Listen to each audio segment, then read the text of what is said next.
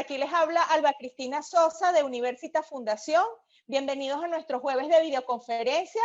Estamos transmitiendo a través de la fanpage de Universitas por Facebook Live.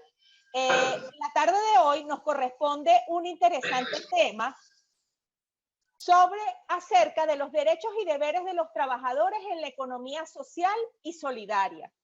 Tanto Europa como América Latina, las empresas de la economía social ocupan un lugar cada vez más importante y el número de quienes desarrollan sus labores en ellas ha crecido. Sin embargo, ponemos sobre la mesa lo siguiente: sus estatus jurídicos y sus condiciones de trabajo han tenido entre nosotros un desarrollo acorde a esa importancia cuantitativa y cualitativa.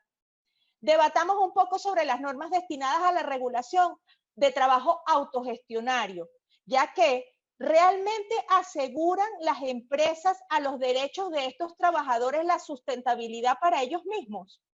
Bueno, sobre esto va a hablar nuestro disertante, el profesor Francisco Iturraspe, desde Rosario, Argentina. Él es abogado graduado en la Universidad Nacional del Litoral, es magíster en Derecho del Trabajo, es doctor en Ciencias, mención Derecho por la Universidad Central de Venezuela, donde fue profesor desde luego, y es catedrático investigador visitante en Florida International University. Bueno, profesor Francisco, ya le vamos a abrir el micrófono. Muchas gracias por haber aceptado nuestra invitación a participar en estos jueves de videoconferencia. Queda abierto el micrófono para que inicie.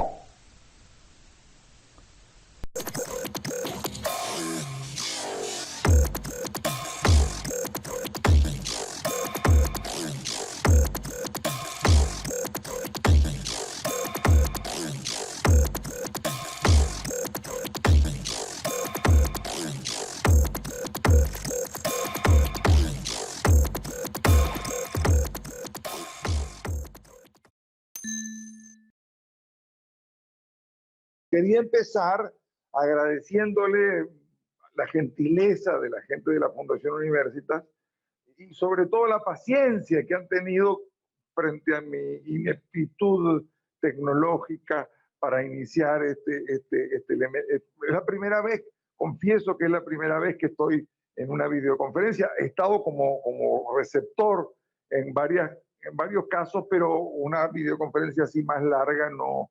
Es la primera vez y las chicas me han tenido muchísima paciencia y hemos logrado por fin estar en contacto con ustedes. En realidad quiero contarles brevemente el origen. Esto es una investigación que estamos realizando en el marco de la maestría en entidades de la economía social y solidaria de la Universidad Nacional de Rosario, que lo hemos compartido con una maestría similar de la Universidad de Puerto Rico, del recinto de Río Piedras de la Universidad de Puerto Rico, de manera de que, sinceramente, las cosas que hemos avanzado en este proyecto de investigación tienen mucho de los compañeros, los colegas, tanto de la Universidad Nacional de Rosario como de la Universidad de Puerto Rico, del recinto de Río Piedras, y sobre todo también ha tenido una gran participación en la coordinación de toda esta tarea la profesora Gemma Fajardo de la Universidad de Valencia en España. Es decir, esto nació, la idea de hacer esta temática nació precisamente en Valencia, en una reunión con cooperativistas, sindicalistas y académicos de varios países, diciendo que frente a la situación de los trabajadores de la economía social y solidaria, el gran debate, nosotros creíamos que era importante generar una carta iberoamericana y del Caribe de los trabajadores de la economía social y solidaria, donde una serie de derechos y deberes de estos trabajadores queden plasmados previa a una discusión participativa en la que estén involucrados no solamente académicos, no solamente sindicalistas, sino no solamente los directivos de las empresas de economía social y solidaria, sino que teníamos la idea, y lo hemos ido avanzando, de que también participen los trabajadores tanto de la economía social y solidaria como los trabajadores en general de los otros dos mundos dentro del aspecto del mundo del trabajo. Es decir, el mundo del trabajo tiene básicamente tres regulaciones fundamentales. Una regulación que es la propia del trabajo dependiente, el trabajo realizado en relación de dependencia, que ha sido el tradicional objeto del derecho del trabajo. En el siglo XIX, principios del siglo XX, con la creación de la OIT, tuvo una gran importancia. Se centró la regulación del derecho del trabajo en el trabajo dependiente, sobre todo el trabajo de los obreros en un principio. Después se incorporaron otros trabajadores, trabajadores empleados, trabajadores agrarios, y fue muy importante también el movimiento sindical de los trabajadores del sector público, de los empleados públicos, de los funcionarios públicos. Sin embargo, fueron apareciendo cada vez más otras dos categorías de trabajadores que de alguna manera, en muchos casos, no en todos, quedaban por fuera de la cobertura tuitiva del derecho del trabajo. ¿Cuáles eran estos trabajadores? Básicamente, los trabajadores autónomos, los trabajadores independientes, los trabajadores, en principio, sobre todo los profesionales, pero después fue avanzando este trabajo independiente en que el trabajador independiente no está en relación de dependencia, no está dentro de la estructura de una empresa, sino que el propio trabajador, de alguna manera, cumple ese rol en la empresa. Y también fue creciendo cada vez más en número y en importancia cualitativa y también, repito, cuantitativa, los trabajadores de la economía social y solidaria. Millones de trabajadores se desempeñan en cooperativas, en empresas recuperadas, en mutuales, generando un sector de la sociedad, algunos le llaman el tercer sector, otros le llaman el sector autogestionario. Entonces, como decía Alba Cristina presentando esta charla, cada vez fue más importante el número de trabajadores que trabajan en este sector económico. Varios autores, en todo caso después podemos dar la referencia en forma más específica, concretamente 2 premios Nobel, se dedicaron a este sector y diciendo que cada vez que la regulación del futuro del trabajo, etcétera, etcétera, ahora a 100 años de la creación de la OIT, hay una gran discusión sobre el futuro del trabajo. Y varios informes sobre el futuro del trabajo excluyen de este esquema del futuro del trabajo a los millones de trabajadores del sector de la economía social y solidaria. Es bastante interesante que el año pasado hubo un importante enfoque que se tomó a un grupo de trabajadores para ver cuál va a ser el futuro del trabajo en relación sobre todo a las tecnologías, que hizo un importante think tank de Davos, contrató a un grupo, pero resulta que ellos tomaron al futuro del trabajo solo a los trabajadores de las empresas transnacionales, habiendo más de 500 millones de trabajadores de distintos sectores en el mundo.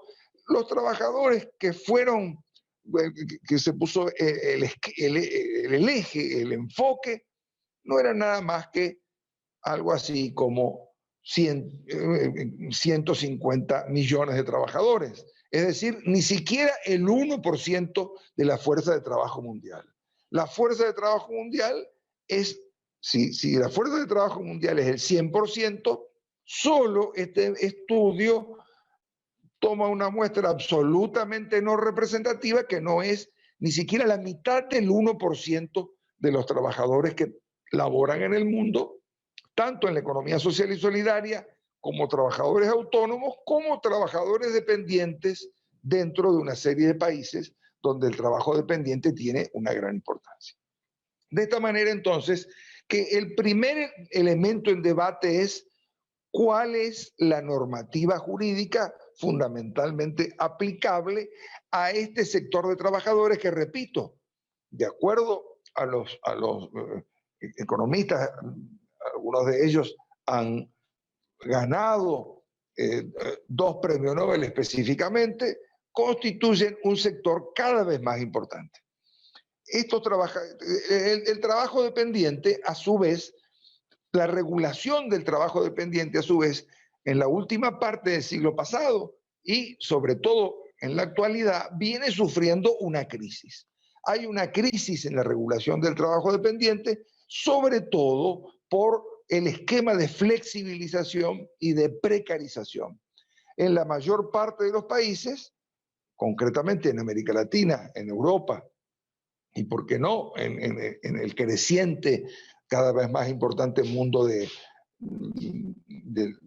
Pacífico, sobre todo de Asia y también en gran parte de África, cada vez más el trabajo dependiente se flexibiliza.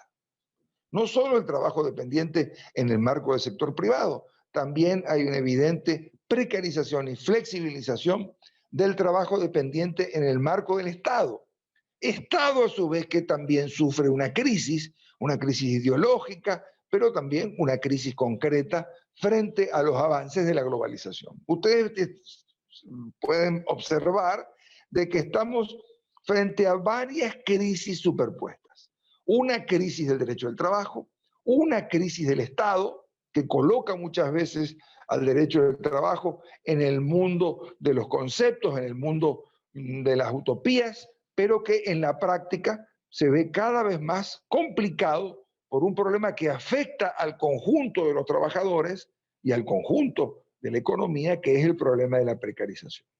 Y esto nos trae a otra tercera crisis que tenemos que ver, que es una crisis económica y social con una precarización y una concentración de la riqueza, del poder y de los puestos de trabajo en pequeños sectores.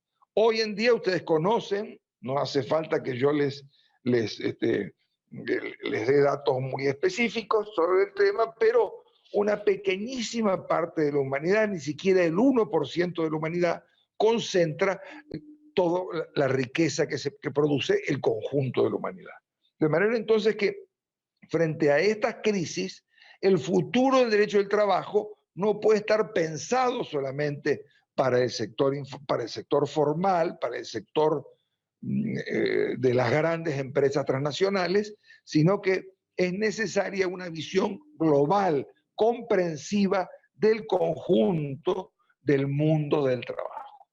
Tenemos una crisis incluso epistemológica. Esto nos está demostrando que solo se enfoca el futuro del derecho del trabajo, repito, en un pequeñísimo sector del mundo productivo en el cual las tecnologías de punta han generado un problema muy serio, han dejado centenares de categorías de trabajadores fuera del mercado de trabajo y ha generado también un gravísimo problema de desempleo dentro de estas y otras categorías. De manera de que, como ustedes ven, estamos frente a un problema muy complicado, muy serio, que tenemos que tratar de afrontar con mucha tranquilidad y con mucho. Entonces, bueno, nosotros creemos que es importante acudir a 2 marcos teóricos para afrontar este problema. El primer marco teórico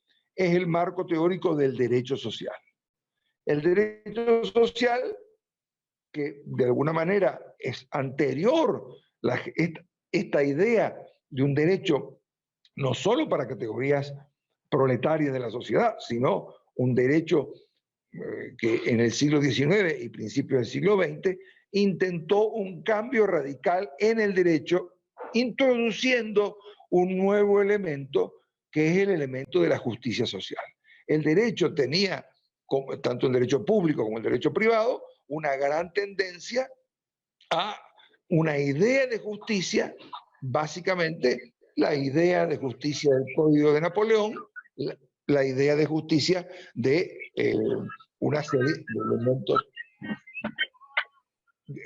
de elementos propios de toda la vida, tanto en el derecho público como en el derecho privado. Ahí aparece un tercer derecho, que es este derecho basado en la justicia social, que es el derecho social. Y de alguna manera el derecho social arropa a todas estas categorías de trabajadores, no solo los trabajadores del derecho del trabajo, sino también a los trabajadores del sector autónomo y a los trabajadores de la economía social y solidaria, los trabajadores autogestionarios, por así decirlo.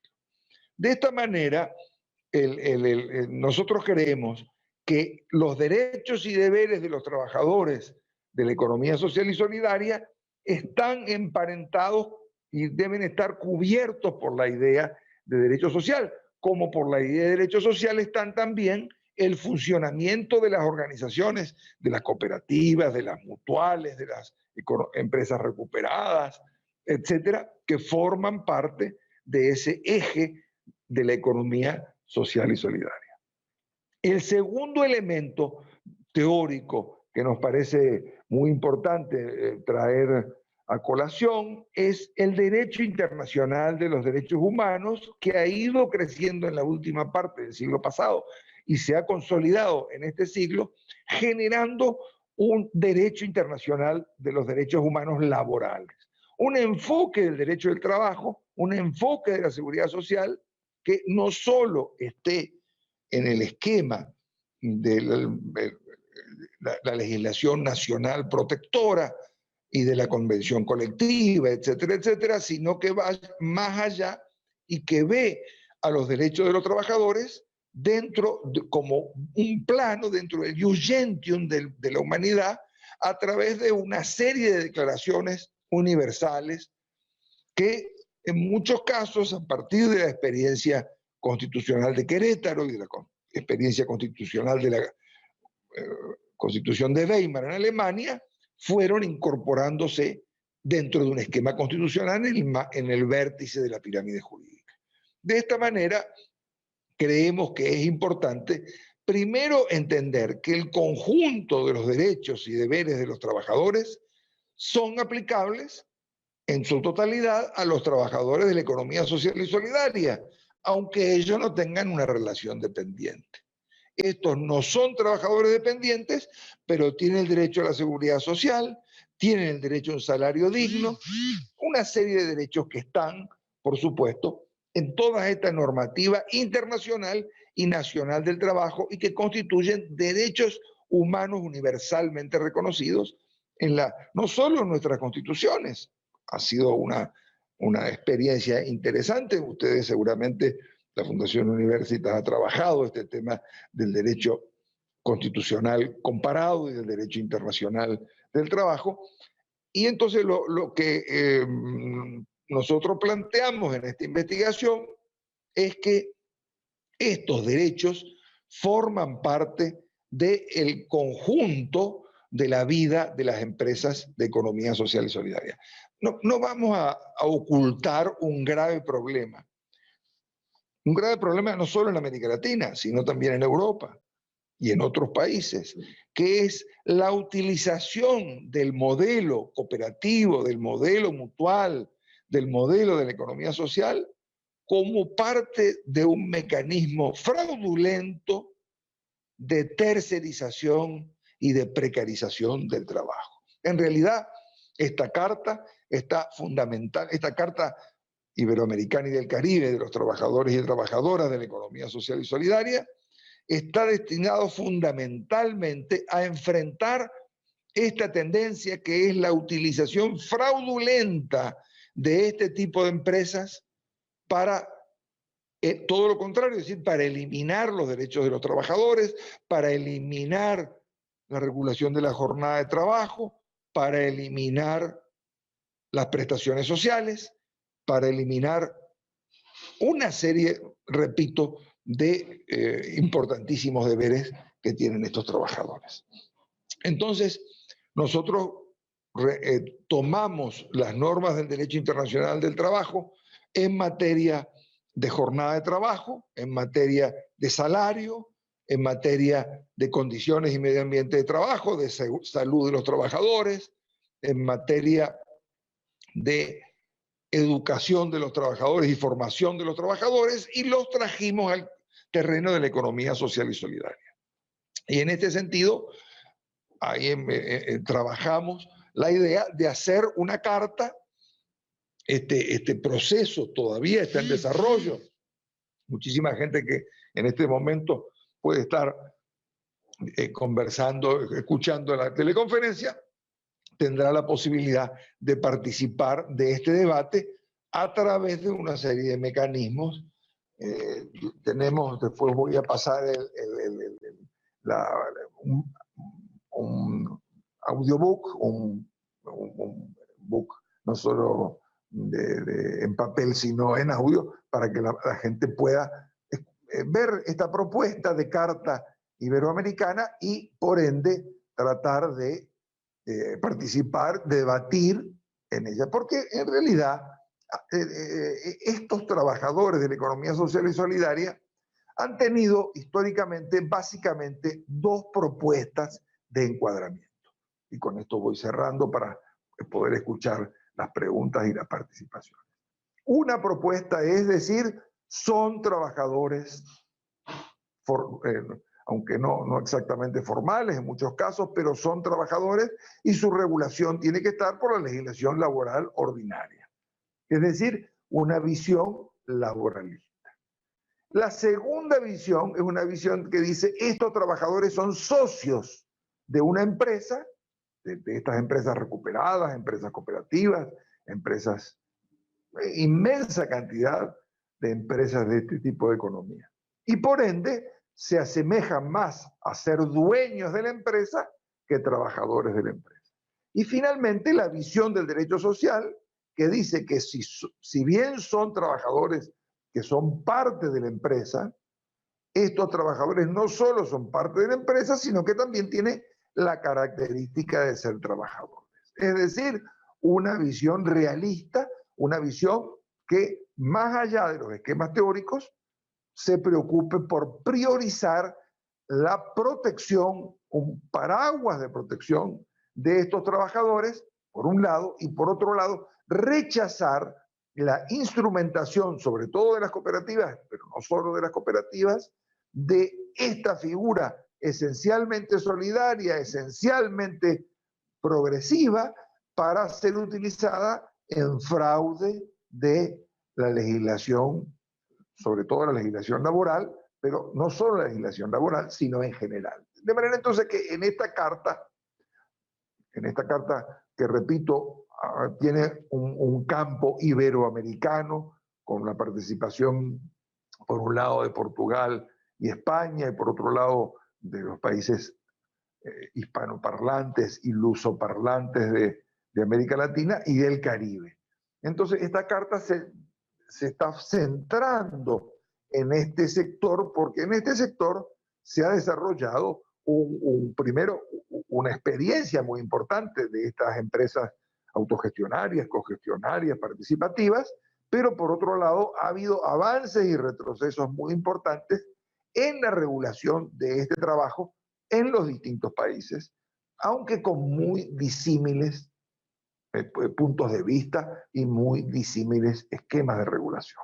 Pero lo cierto es que hemos avanzado, tenemos una propuesta cuyo eje central es asegurar que los trabajadores tengan un salario digno, que los trabajadores tengan una jornada de trabajo.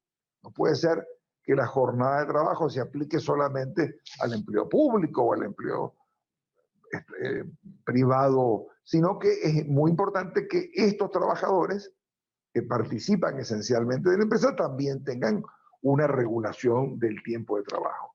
Y sobre todo también, en gran medida, la previsión y la seguridad social son elementos muy importantes para cubrir una serie de elementos que no están dentro de este esquema. Bueno, yo preferiría dejar esta introducción de este tamaño para poder escuchar los aportes muy importantes que seguramente harán los participantes, que son los verdaderos actores. Yo solamente he querido ser un disparador de una serie de ideas y presentarles este proyecto, invitarlos además, los que estén interesados en participar tanto de la maestría en entidades de economía social de la Universidad Nacional de Rosario, como la maestría, para los que estén interesados también, de empresas autogestionarias que tiene la Universidad de Puerto Rico en su recinto de Río Piedras y que de alguna manera constituyen el esquema dentro de América Latina, y la universidad y la maestría en entidades de economía social de la Universidad de Valencia en España. En todo caso, después podemos, a través de los correos electrónicos, pasarle tanto el link con el libro de la Carta Iberoamericana y del Caribe de la Economía Social y Solidaria, de los trabajadores y trabajadoras de la Economía Social y Solidaria, como las maestrías de estas universidades. Agradezco muchísimo entonces la atención y el que me hayan escuchado, y me gustaría entonces escucharlos o por lo menos leerlos a los compañeros para poder hacer un debate. Muchas gracias de nuevo.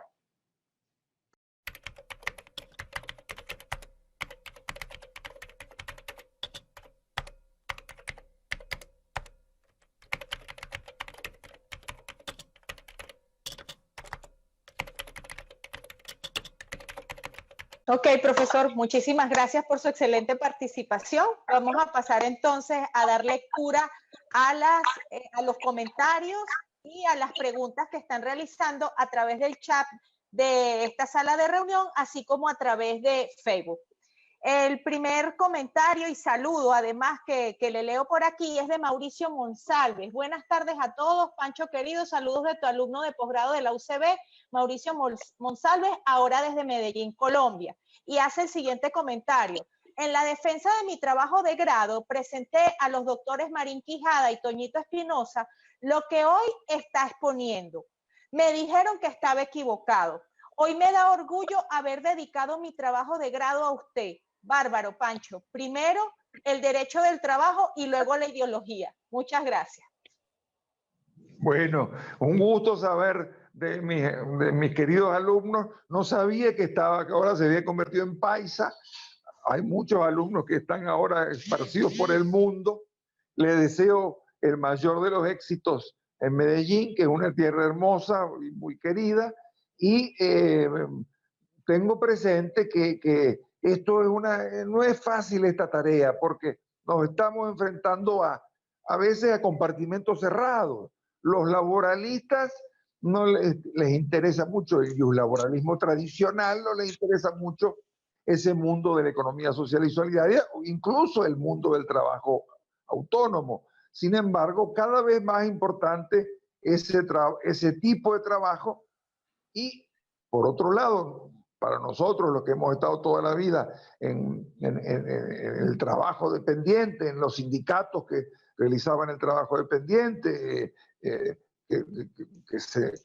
se hacen en ese enfrentamiento obrero-patronal, bueno, esto me da pie para tocar un tema que de alguna manera lo pasé por alto, que es muy importante, que son los derechos de estos trabajadores de la economía social y solidaria, y los deberes al respecto no solo son en el plano individual, sino que también son los derechos colectivos, que son muy importantes y que son también producto de un debate muy importante en este tema, que es el derecho a la sindicación, el derecho a la contratación colectiva, a la convención colectiva y el derecho de huelga.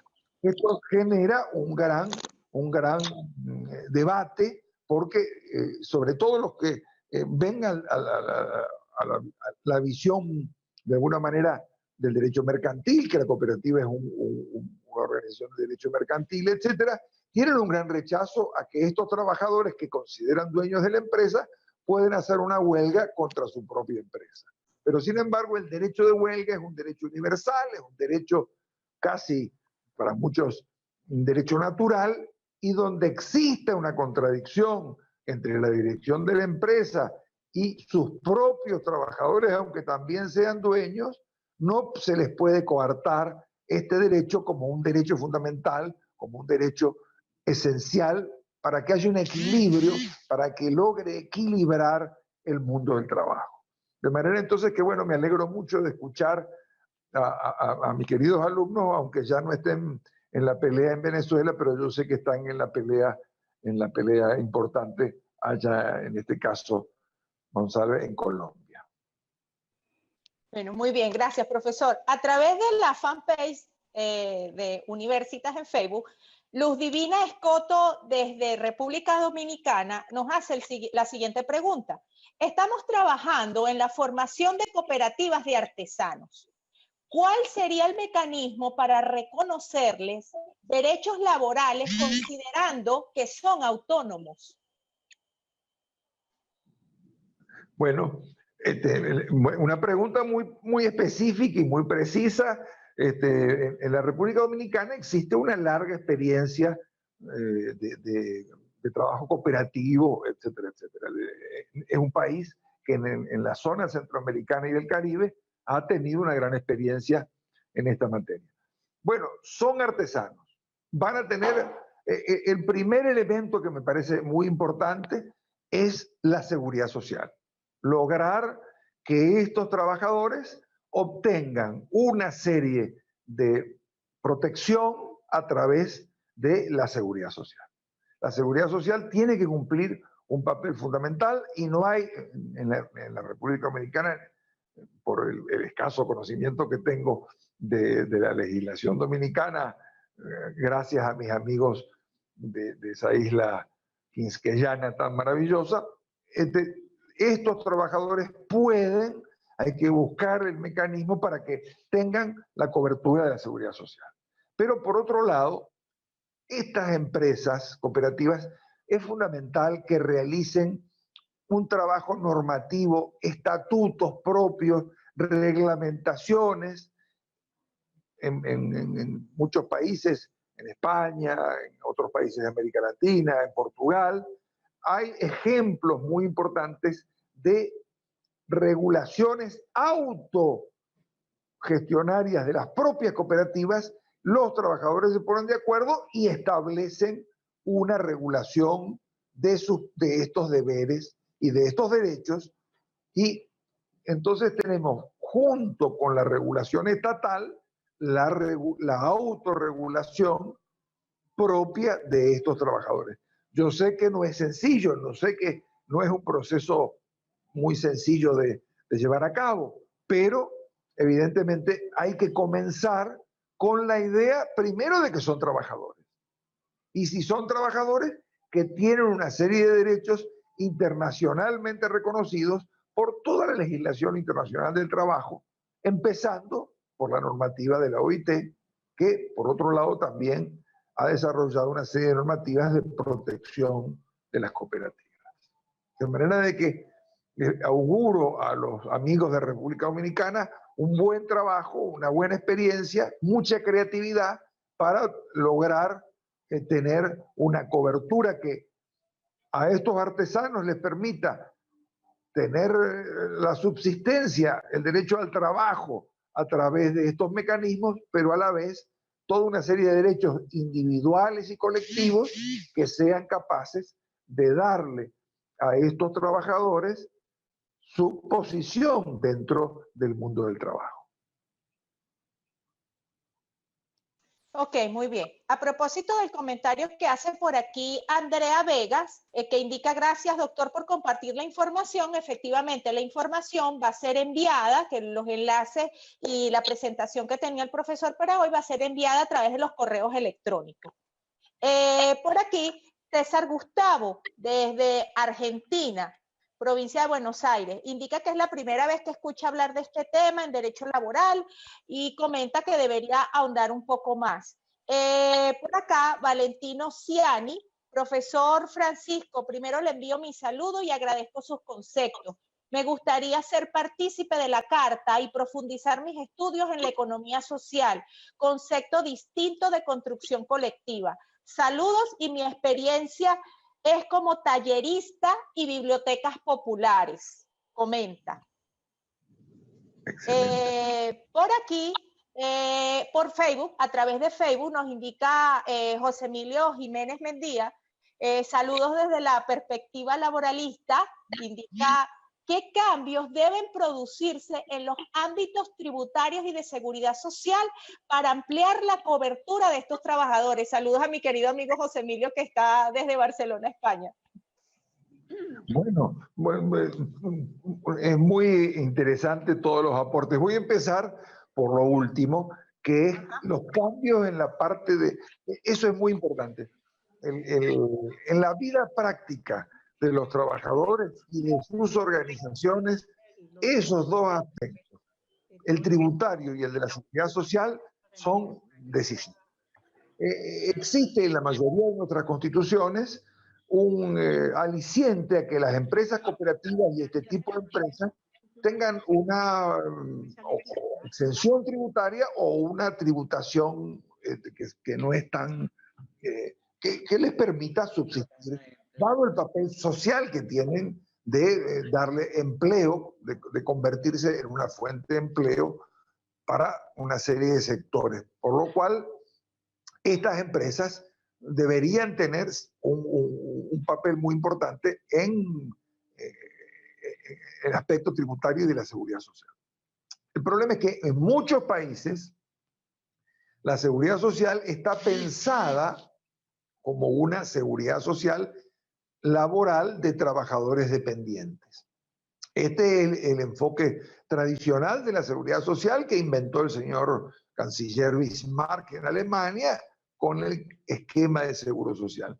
En muchos países se ha avanzado permitiéndose la cobertura de la seguridad social no solo al trabajo autónomo, sino al trabajo de este tipo de sociales y cooperativas.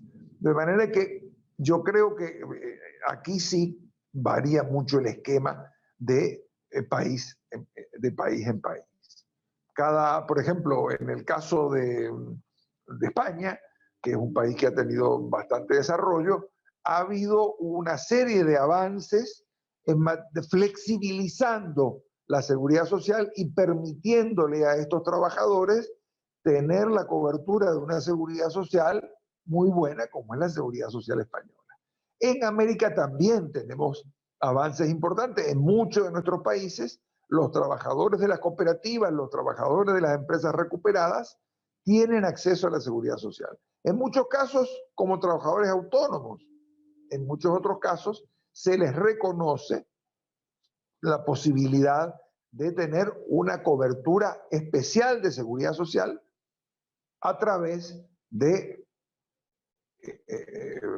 organizaciones no solo estatales.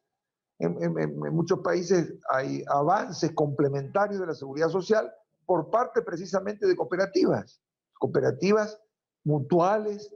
La seguridad social en América Latina tuvo un inicio vinculado al mundo de la economía social y solidaria y de las mutualidades.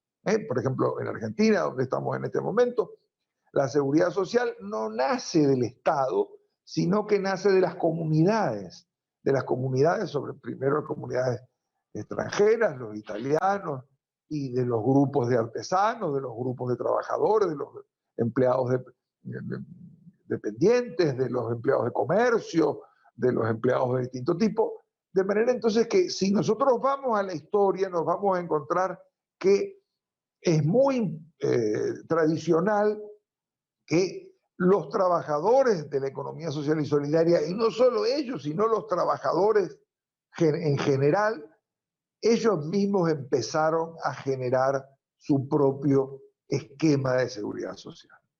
Sobre todo en el caso de los accidentes y enfermedades profesionales, una de las vías que debería, no solo, sobre todo en los países donde está privatizado el esquema de protección de los riesgos de enfermedades y accidentes profesionales, sería, en mi criterio, muy importante, y estamos trabajando en eso casualmente con gente de la Facultad de Medicina, de la Universidad Nacional de Rosario, etcétera, la posibilidad de hacer un planteo, una propuesta de una cobertura de seguridad social en materia de riesgos ocupacionales por parte de los propios trabajadores, generando, rescatando esos modelos en que en algunos tiempos ha funcionado y otros tiempos, en otros esquemas, se ha ido consolidando junto con el esquema estatal. Obviamente, constitucionalmente en nuestros países el Estado tiene un papel muy importante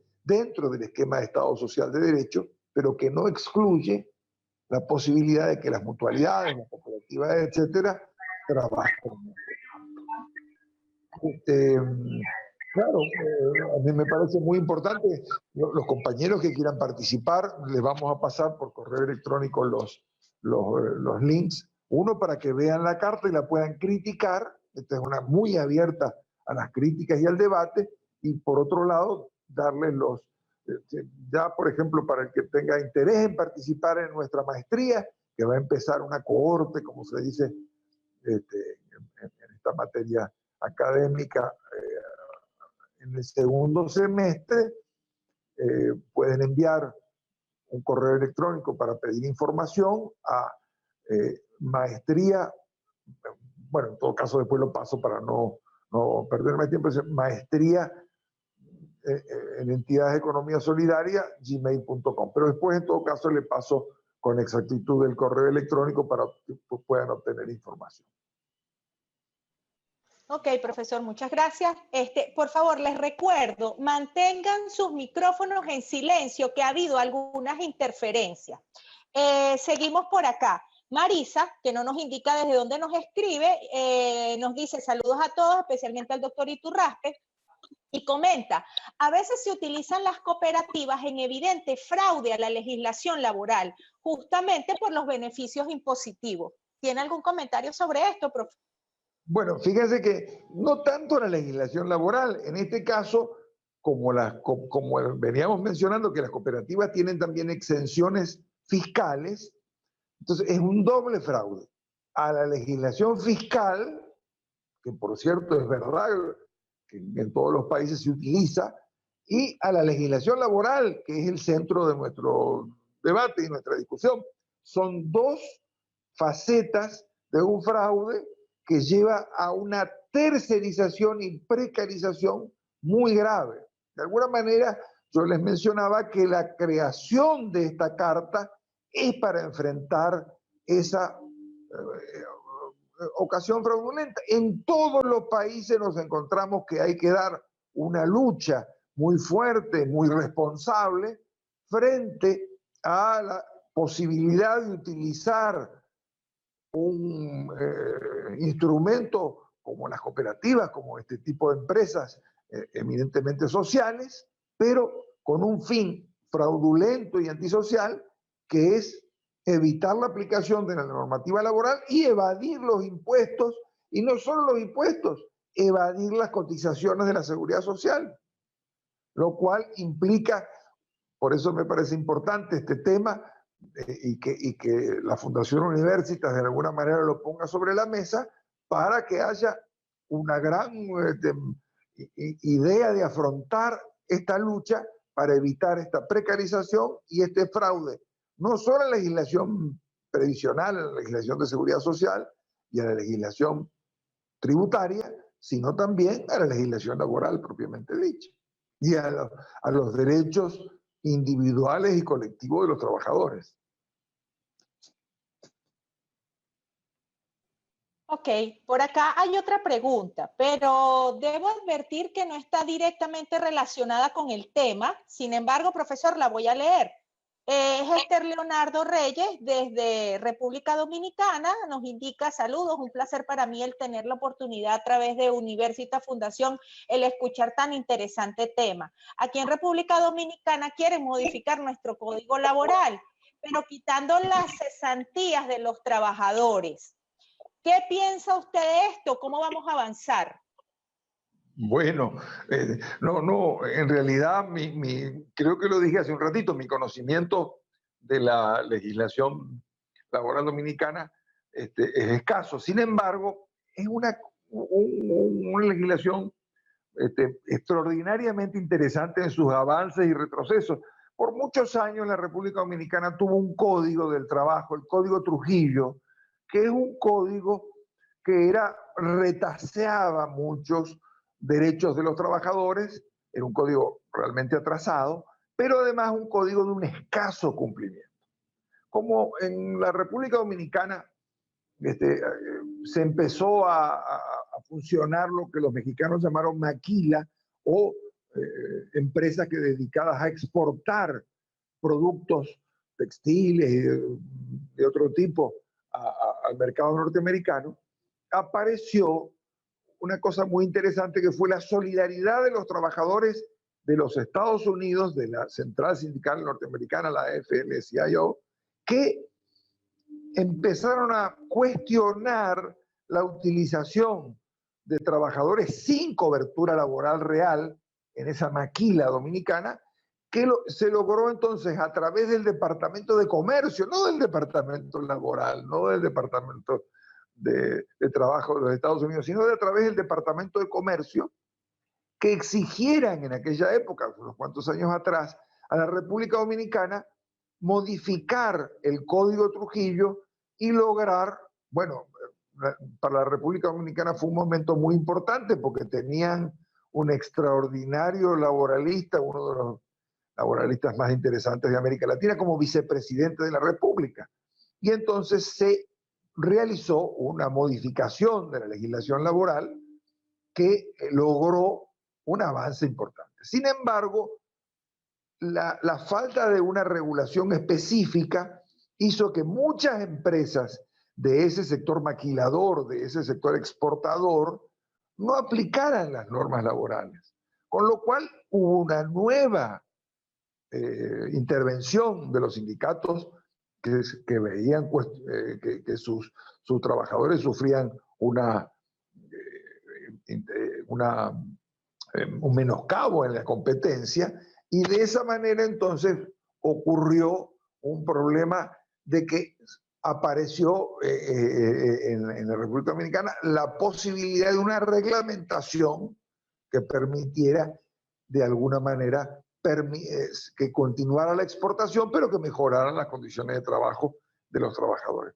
De manera entonces que esto es una cuestión en la que la República Dominicana es un caso muy claro al respecto, que no solo tiene que dar la lucha en el propio país, sino que es importante la solidaridad de los trabajadores de los distintos países a los efectos de, por ejemplo, para eso se creó en el Tratado de Versalles la OIT, a los efectos de evitar esta degradación de la legislación laboral, que es una tendencia de precarización y de retroceso que hemos visto no solo en Europa, no solo en América Latina, sino en muchos otros países. Ok, excelente. Por acá, Luciana Cabrera nos escribe a través del chat de esta sala de reunión. Qué interesante todo lo que plantea. Me ha tocado trabajar en entidades capacitadoras a cooperativas de trabajo, donde se les enseña sobre seguridad laboral, cómo cumplir la reglamentación, los derechos que tienen, etcétera. Es muy alentador ver cómo se organizan y autogeneran su propio trabajo. En cuanto a la seguridad social, entiendo que Uruguay les cubre como al autónomo. ¿Algún comentario, profe? El caso uruguayo es muy especial porque tiene una regulación, se cumple el tema, por ejemplo, fiscal en Uruguay, cosa que en muchos otros países no se cumple, y las cooperativas tienen un papel muy importante en la economía. Han recuperado empresas muy importantes, por ejemplo, en el sector del caucho, en el sector de la industria láctea, y tienen un papel realmente importante. Y en muchos casos, no solamente están en el marco del trabajador autónomo, sino que, por ejemplo, en estas empresas recuperadas han continuado cotizando para la seguridad social tradicional, que en Uruguay también tiene una característica desde el esquema tradicional del vallismo, de una gran importancia en el sentido de que tienen un alto grado de cumplimiento.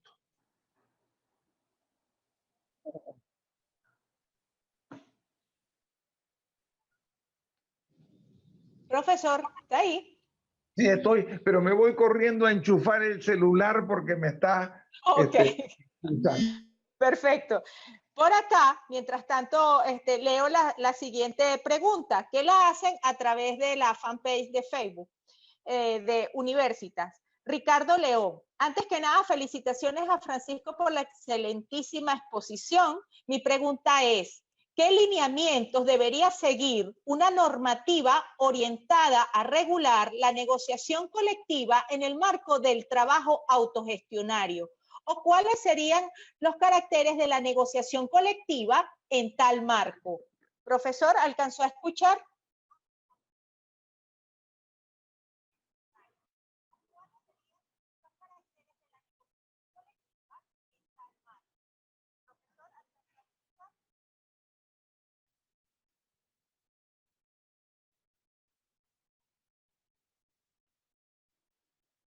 Creo que el profesor se desconectó. Vamos a esperar a ver si retoma conexión. ¿Sí? Bueno, mientras tanto les comento, tal como el profesor había señalado en su exposición, efectivamente, Universitas Fundación ha venido trabajando con el asunto del derecho del trabajo comparado, desde luego, organizando seminarios tanto presenciales como virtuales en estos temas que él mencionó sobre derecho constitucional del trabajo. Al finalizar este mes de marzo, vamos a iniciar nuestro segundo seminario de Derecho Constitucional del Trabajo y vamos a iniciar nuestro primer seminario de Futuro del Derecho del Trabajo. Así que los invitamos a que nos sigan a través de la fanpage de Universitas en Facebook y por allí pueden solicitar información. Bueno, yo creo que ya recuperé de nuevo la... Ok, perfecto. Profe, vamos a retomar entonces, le leo la pregunta que hicieron a través de Facebook. Sí, Ricardo León pregunta lo siguiente. ¿Qué lineamientos debería seguir una normativa orientada a regular la negociación colectiva en el marco del trabajo autogestionario? ¿O cuáles serían los caracteres de la negociación colectiva en tal marco? Bueno, interesante pregunta, pero no tan fácil de contestar porque el modelo de negociación colectiva va cambiando en muchos países. Hay países como Uruguay, Argentina, Brasil, donde la negociación colectiva se desarrolla... Disculpe, profe, ¿puede activar su video? Que no lo vemos. Lo escuchamos muy bien, pero no lo vemos. Bueno, vamos a ver entonces cómo hago con el video. Ajá, ya está. Perfecto. Ahora,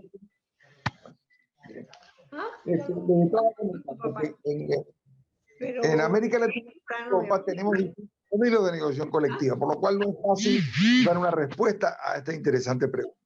En algunos países la negociación colectiva es por rama. Entonces, eso simplifica porque, bueno, si hay una empresa metalúrgica que es cooperativa, entonces la negociación colectiva no solo va a aplicarse a las empresas del sector económico tradicional, sino también a estas cooperativas.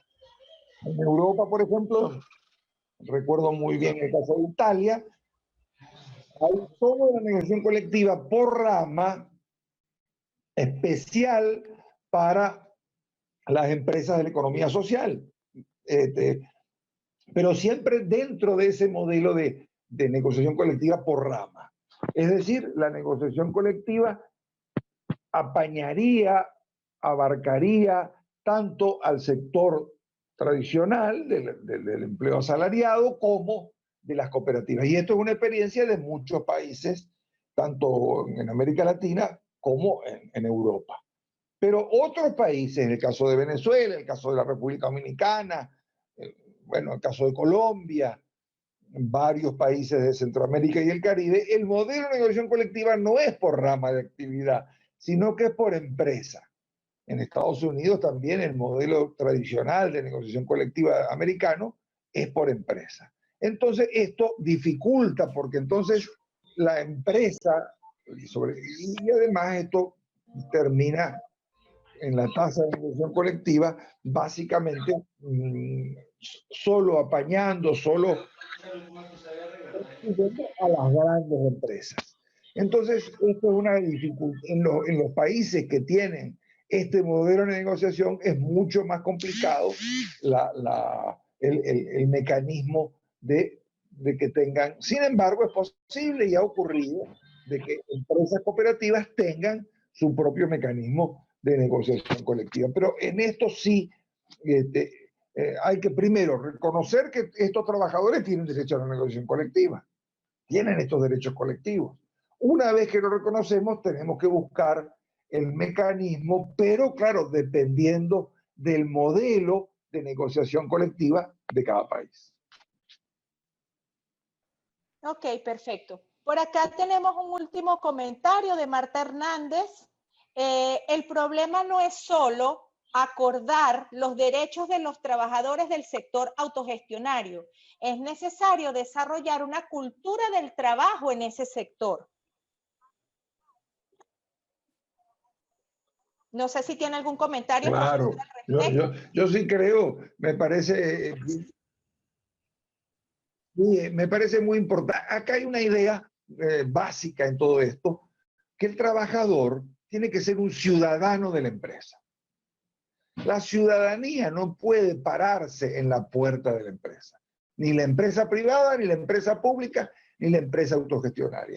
Nuestro modelo político lleva a que la ciudadanía sea votar una vez cada 4 años o cada 3 años, o no sé cada cuánto, depende del país. Pero la negociación, la ciudadanía se para en la puerta de la empresa. La empresa no es democrática, es autocrática. Hay una parte del contrato que tiene todo el derecho y el otro solo tiene el derecho a obedecer. Si la democracia es buena para el país, la democracia también tiene que ser buena para la empresa.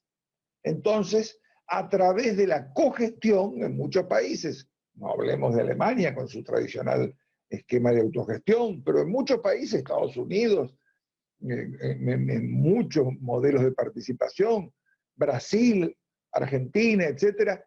En Argentina esto está en la propia Constitución de la República, en el artículo 14 bis, es fundamental la idea de democratizar la empresa.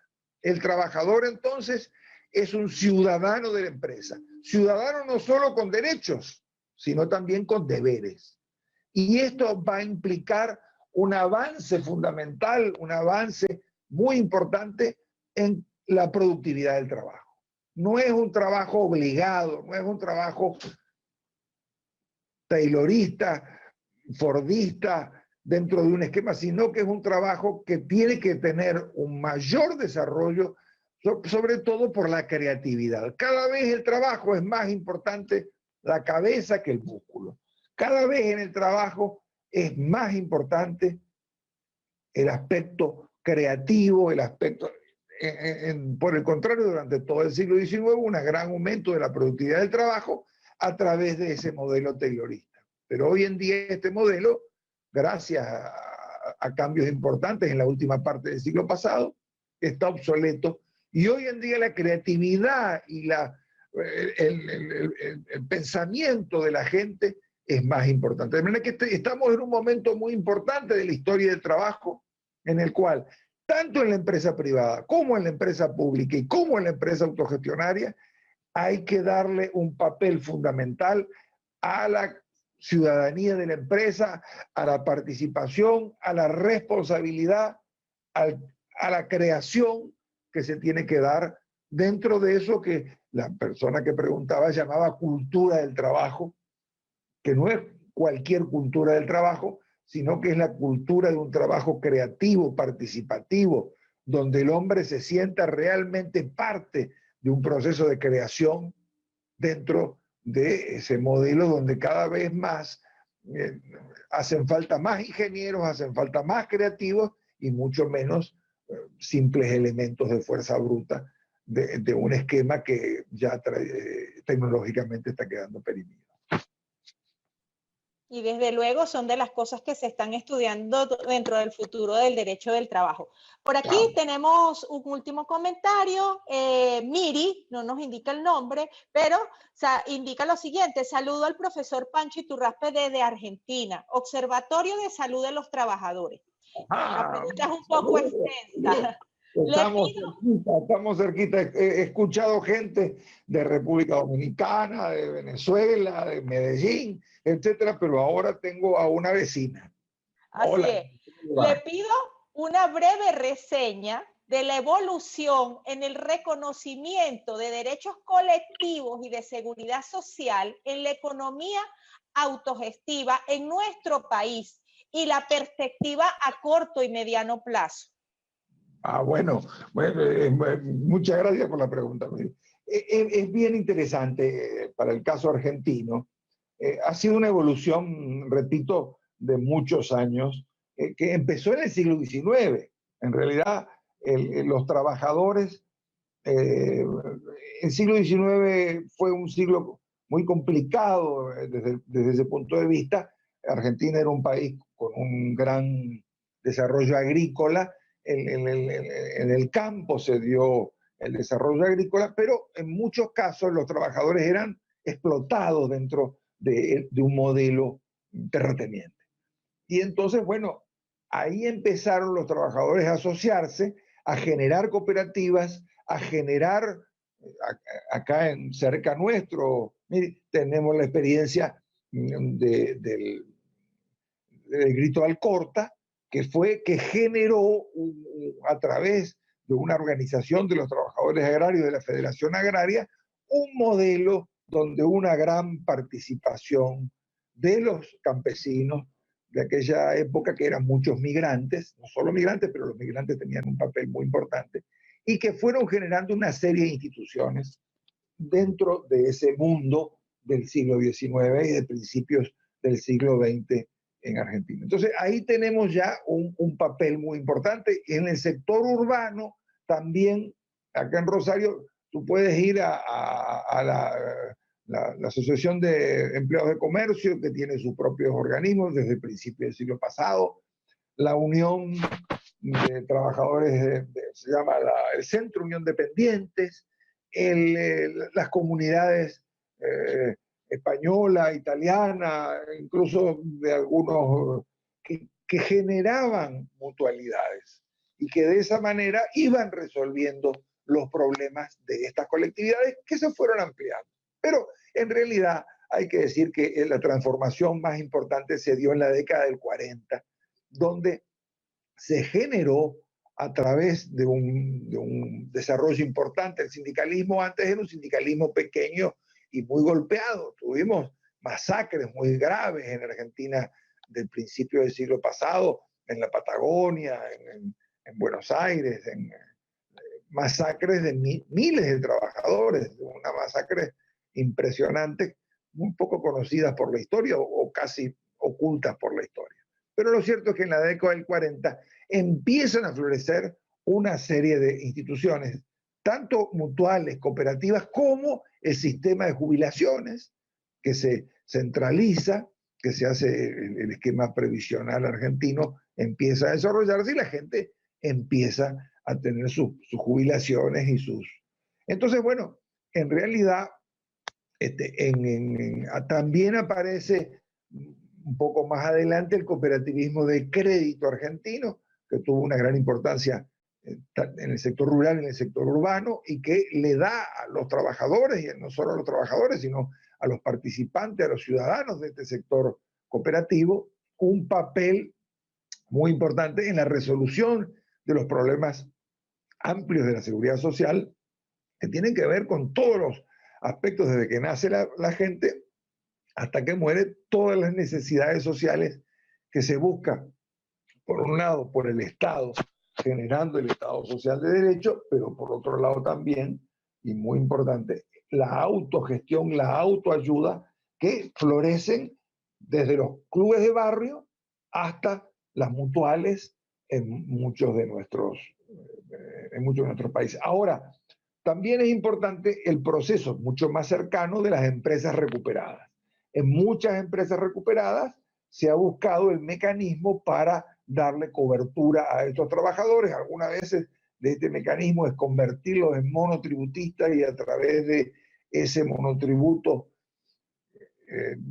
buscarle de esa participación en la parte de seguridad social y en la parte fiscal.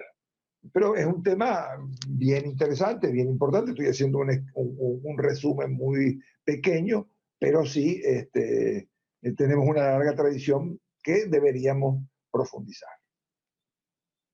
Ok, perfecto. Antes de leer la última pregunta que tenemos para cerrar este ciclo de preguntas y respuestas, y ya que prácticamente estamos cumpliendo la hora de transmisión, saludamos al profesor Humberto Villasmil, quien nos está viendo a través de Facebook Live.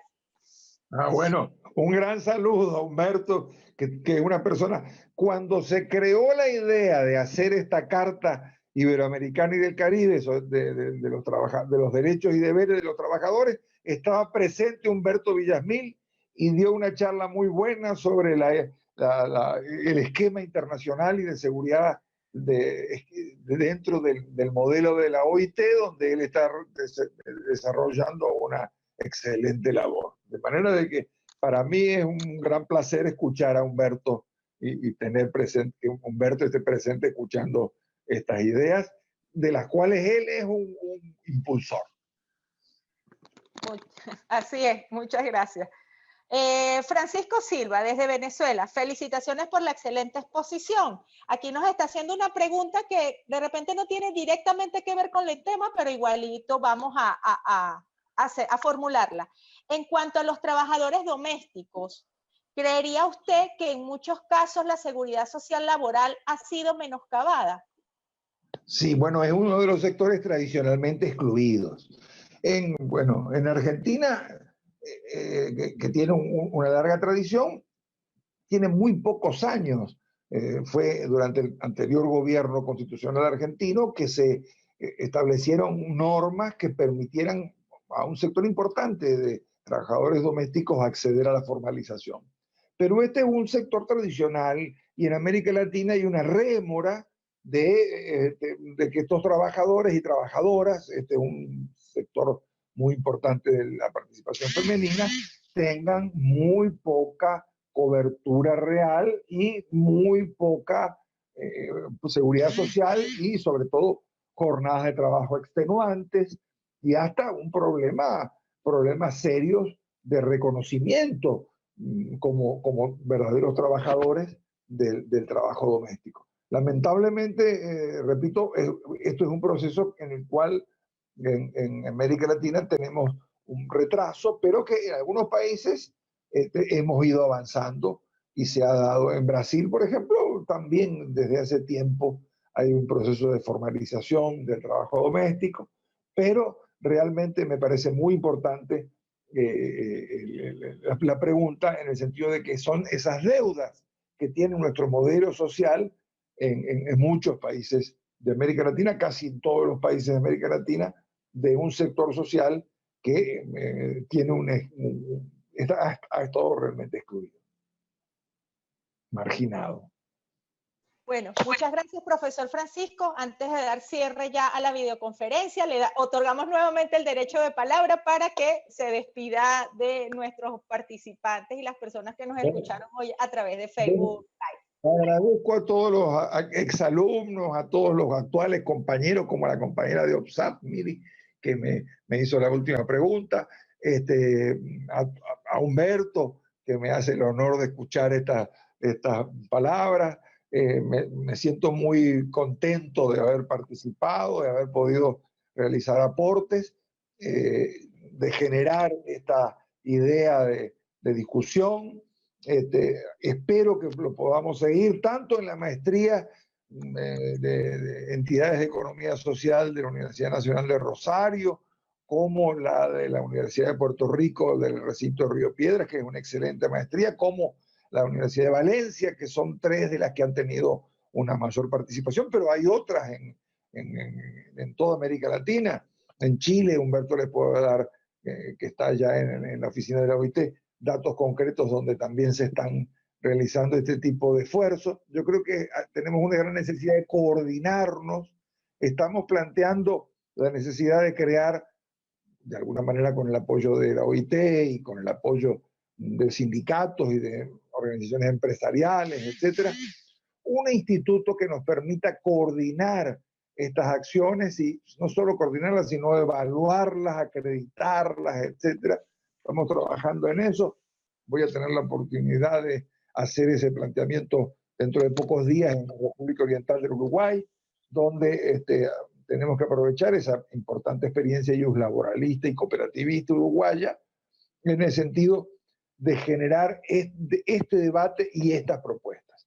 Quiero insistir de nuevo en esta idea de que el trabajador no puede ser considerado un apéndice de la máquina como eran en algunos modelos pretéritos de organización industrial, sino que el trabajador cada vez más importante en el modelo de crear un modelo, un esquema en donde se priorice una productividad del trabajo que sea repartida democráticamente entre los trabajadores. Si hay mayor creatividad y si hay obviamente mayor ganancia y si hay mayor generación de riqueza, eso tiene que ir de la mano de la mejor distribución de la riqueza. Estamos en el continente más desigual del mundo. América Latina es el continente más desigual del mundo. Y creo que la idea de plantear, de poner arriba de la mesa esta idea de ciudadanía productiva es fundamental para tener un plan para evitar que sigamos siendo el índice de Gini más gravemente desigual y este modelo de desigualdad que es un modelo cultural, un modelo político que es fundamental empezar a revertir.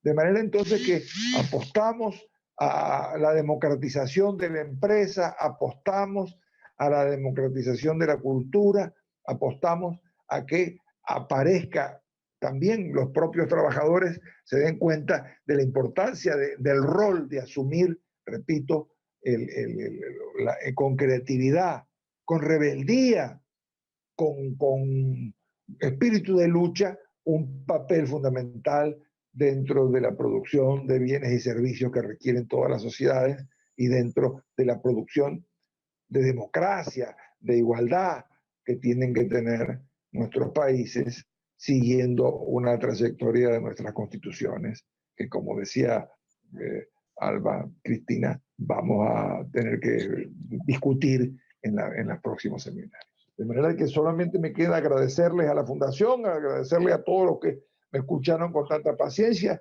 y con tanto cariño, que el cariño es recíproco y que les mando un gran abrazo desde Rosario, Argentina. Muchas gracias, profesor. De verdad, un abrazo también para usted por haber debatido con nosotros hoy este tan interesante tema, de verdad, que forma parte de los temas del futuro del derecho del trabajo. Gracias a todas las personas que entraron a nuestra sala de reunión y a quienes nos escucharon a través de la fanpage de Universitas Fundación. Los invitamos a que nos sigan a través de las diferentes redes sociales, de LinkedIn, Twitter, Instagram y, por supuesto, de Facebook, donde podrán obtener información sobre nuestras actividades, las próximas videoconferencias gratuitas que damos los jueves y sobre nuestros seminarios, tanto virtuales como presenciales. Gracias a todos y nos vemos el próximo jueves en nuestro ciclo de videoconferencias. Hasta luego.